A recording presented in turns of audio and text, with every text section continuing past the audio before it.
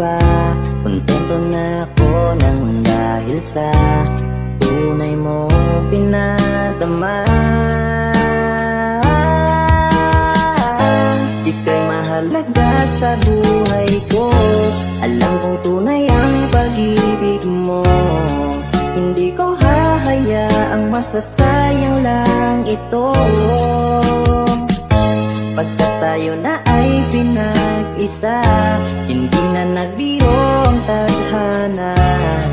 Walang hanggang pag-ibig na sa ating dalawa ay tunay ng pinadama.